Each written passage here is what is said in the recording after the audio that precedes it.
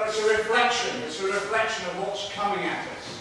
It's a reflection of what this government is all about. And on the comprehensive spending review on the 20th next week, we'll see the detail of this next 4 years or 5 years of cut after cut after cut. Now that's going to require a response. It's already happening right the way across the piece, whether it's cabin crew BA, whether it's the FBU in London or RMT in London. People are willing to fight back and stand up for their rights, but they're being hamstrung by the anti-trade union laws, to be frank with you, which the last government should have scrapped anyway. But this bill will be a small step forward, and by God, we need a few victories at the moment. And we can win on this one. It's very difficult to get a private member's bill through without the support of the government. But if we can get it past second reading, we've got all to play for, dividing up the Liberals and some of the Nats and the others, and you never know. But on Friday, if we fail to get a second reading, to be honest, the Tories will laugh at us, because we can't even mobilise in opposition to get 100 MPs out of bed on a Friday morning and turn up here.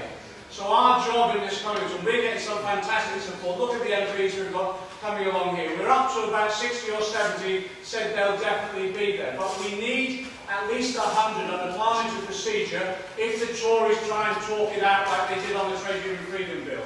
We need 100 there as the quorum to be able to call the vote that the vote be put. So your job today is to go down and talk to people and eyeball them and say that we need you. We need you like we've never needed you before. We need you to turn up on that Friday morning. Now, we're getting lots of good support. George Moody, one of the ex-whips, has offered to be the whip to get people in and sort out the vote. We're going through the technical procedures. We're trying to negotiate with some of the other parties as well and see what support we can get out of them. But the backbone of this has got to be Labour MPs turning up on the day. So we've got a large number of new Labour MPs, very hard-working, committed, look really good. But some of them might not know the history of this particular piece of legislation. So it's our job to explain that to them, to make sure that they come on the day itself.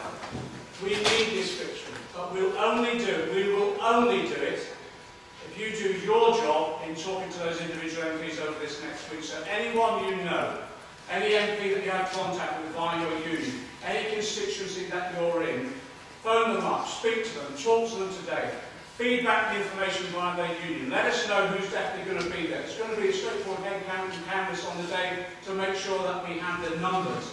And if we can get it past second reading, the message will go out from Parliament for the first time in a long while, that this movement of ours has got parliamentary representation that's actually representing the trade union movement.